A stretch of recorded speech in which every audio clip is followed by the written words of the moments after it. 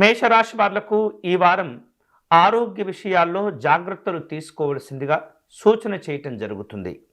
అలాగే వివిధ రూపాల్లో వివిధ రంగాల్లో పనిచేసేటటువంటి వ్యక్తులు కూడా పని ఒత్తిడి పెరగటం చేత కొద్దిగా ఆందోళనగా కనిపిస్తూ ఉంటారు.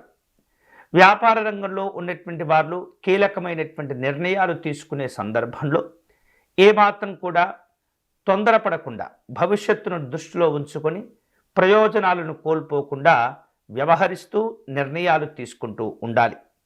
అలాగే ప్రస్తుతము ఇప్పటికే పెట్టుబడులు పెట్టి వ్యాపారం కొనసాగిస్తున్నటువంటి వారు కాకుండా విశేషంగా భవిష్యత్తును దృష్టిలో ఉంచుకొని నూతనంగా పెట్టుబడులు పెట్టేటటువంటి వారు మాత్రం ఓపికతో సహనంతో వేచి చూడవలసినటువంటి అవసరాలుంటాయి. ఫలితాలు వెంటనే కనిపించకపోవచ్చు. అంతేకాకుండా ఉద్యోగ రంగంలో ఉన్నటువంటి వ్యక్తులు ఈ వారం ఎక్కువగా కష్టపడవలసినటువంటి సందర్భాలు అధికంగా ఎదురవుతూ ఉంటాయి.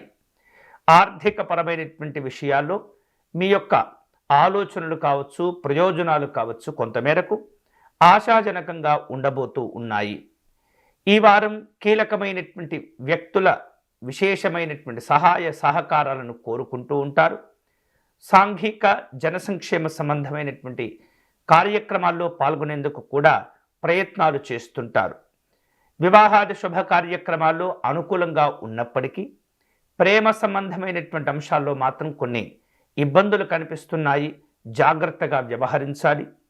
అలాగే మీకున్నటువంటి తెలివితేటలను ఉపయోగించి ఈ వారం విద్య, వృత్తి, ఉద్యోగ, వ్యాపార కార్యక్రమాల్లో ముందడుగు వేయగలుగుతారు.